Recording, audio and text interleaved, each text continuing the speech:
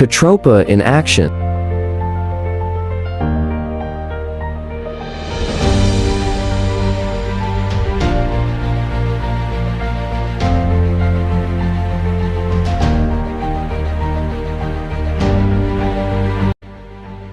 Sila ang mga masisipag na national officers ng Kabalikatnet International Association Incorporated.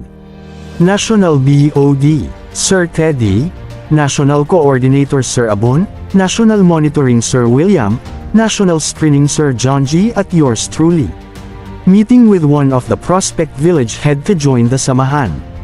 Hindi man ganun ka-productive pero at least we try. Perfect na team up dahil dun pa lang sa initial na pag-uusap na screen agad ang intentions ng mga gusto umanib sa samahan.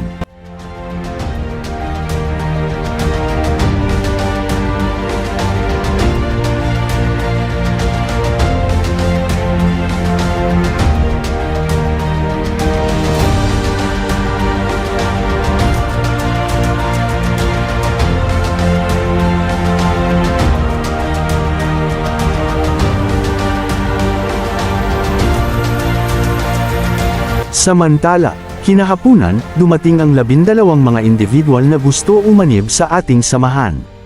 Nagkaroon ng initial orientation from the founding chairman at ito'y pumasa naman. Lagi nating tandaan sumali tayo sa grupo hindi sa kung ano man ang makukuha natin sa samahan kundi kung ano ang maitutulong natin para sa kapwa at sa pamayanan. Magmamahalan, magtutulungan at magkakaisa ang siyang dapat isa puso upang maging produktibo tayo bilang membro ng Kabalikatnet. Tandaan, volunteerism is our way of life. Sino ang kasama niyo dito, officer?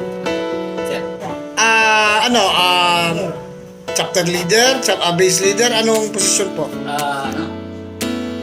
Marshal. Marshal leader.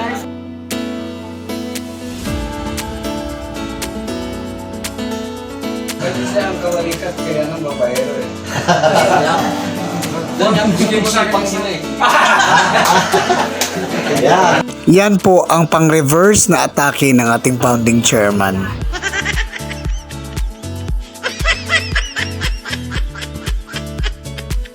Ganon pa man, ito yung mga grupo na kakaabang-abang dahil ito yung manggagaling sa TS Cruz chapter. And tingnan natin dahil pinaprocess na po mga papers nila. Soon, isa din ito sa mga very promising na mga grupo na manggagaling sa TS Cruz na maaaring magpapasiklab din ng kanilang kagitingan pagdating sa volunteerismo. Good job mga katropa, magpatuloy tayong magparami sa ating samahan.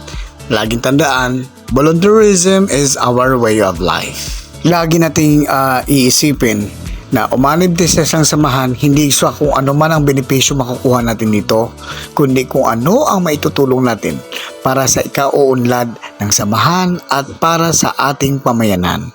Kung ano man yon, ikaw na mismo ang makakapagbigay dagdag sa kakulangan ng samahan. Kung meron ka namang special skills, mas malaking bagay yon at malaking ambag yan para maging produktibo ang ating samahan. Ito pala ang isang sample ngayon ng bagong ID natin. So para doon, ulitin ko lang, para doon sa mga hindi pa expired, hindi pa kayo allowed na magpa-renew ng yung ID.